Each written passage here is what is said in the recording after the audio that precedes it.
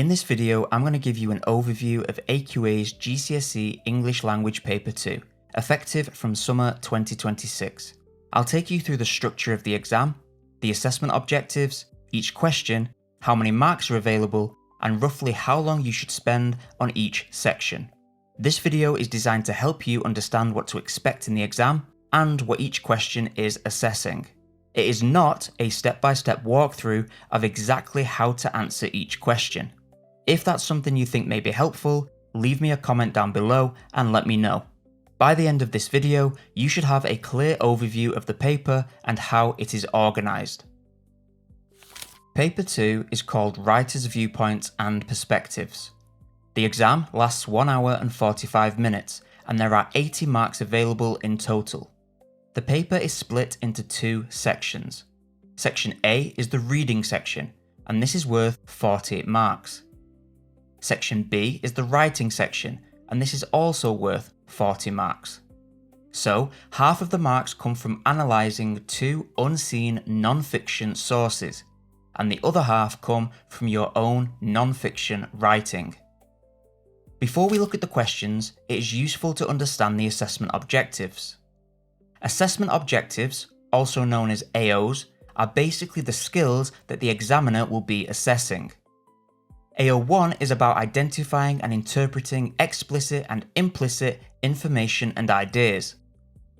This means you need to find information in the text, understand what is clearly stated, and also understand what is implied.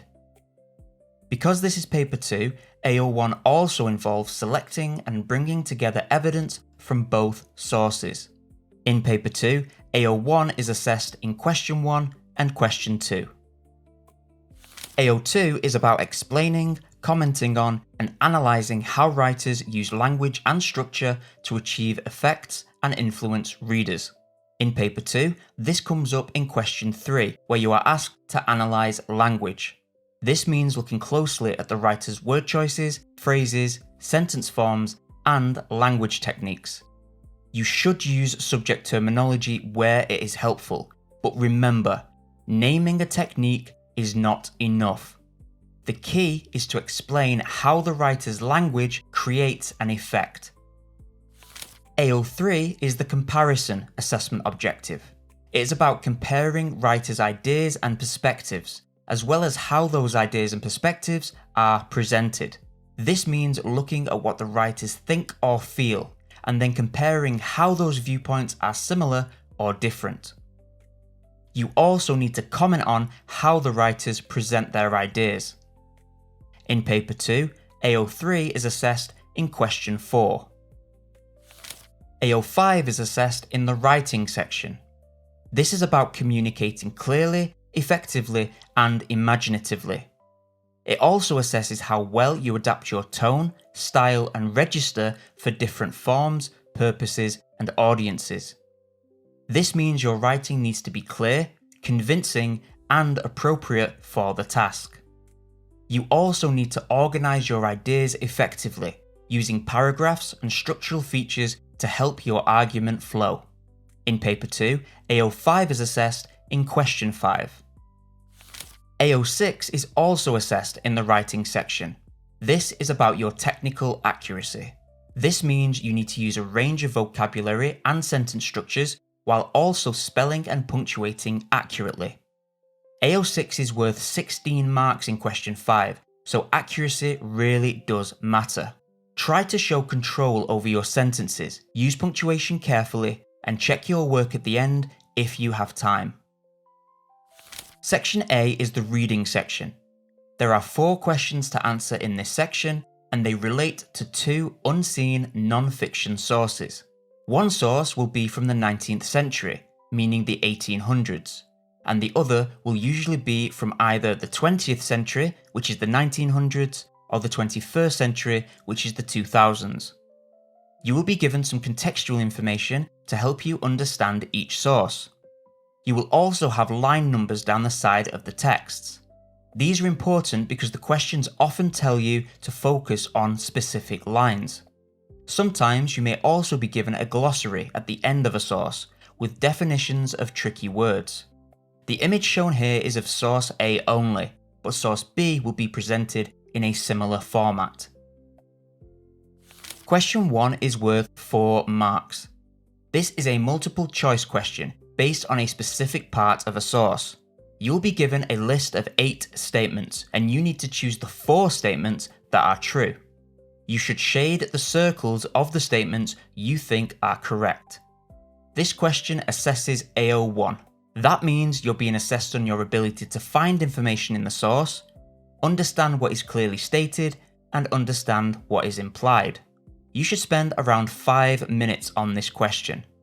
These should be accessible marks, but make sure you read the specific lines carefully and do not choose answers just because they sound vaguely relevant.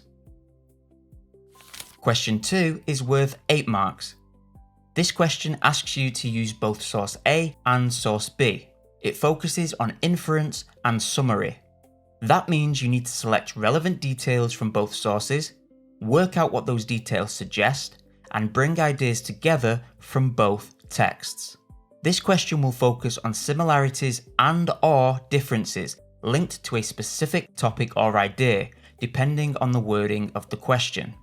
This question assesses AO1. You should spend around 10 minutes on this question. The key thing here is to not just copy quotations. You need to explain what the details suggest and show that you understand the connection between the two sources. Question 3 is worth 12 marks. This question asks you to analyse language. You will focus on a specific part of one source. In the sample paper, question 3 focuses on source A, but always make sure you read the question carefully so you know which source and lines to use. This question assesses AO2. That means you're being assessed on your ability to analyse language, explain how writers create effects, and use subject terminology where appropriate. You should spend around 15 minutes on this question. A good answer will choose important words and phrases, zoom in on the writer's choices, and explain what those choices suggest.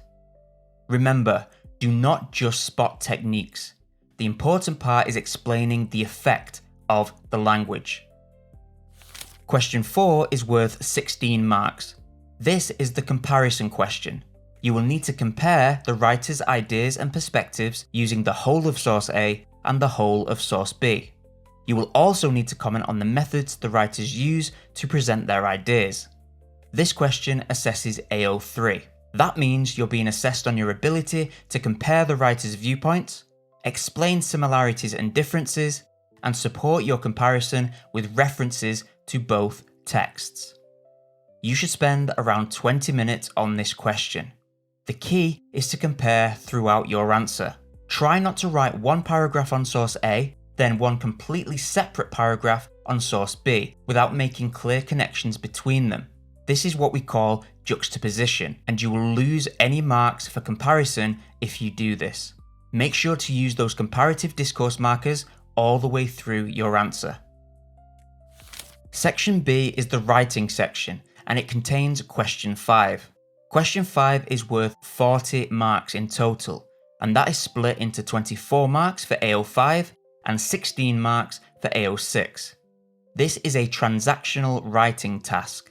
That means you'll be writing for a specific form, audience, and purpose. Common forms include a speech, an article, a letter, a leaflet, and an essay. The task will usually ask you to present, argue, or persuade a point of view. This question assesses AO5 and AO6. AO5 is about writing clearly and convincingly, using the right tone, style, and format, and structuring your ideas effectively. AO6 is about using a range of vocabulary and sentence structures, and writing accurately with correct spelling and punctuation. You should spend around 45 minutes on this question. A useful way to divide that time is 10 minutes planning, 25 minutes writing, and 10 minutes proofreading. Before you start writing, make sure you are clear about the form, audience, and purpose of the task.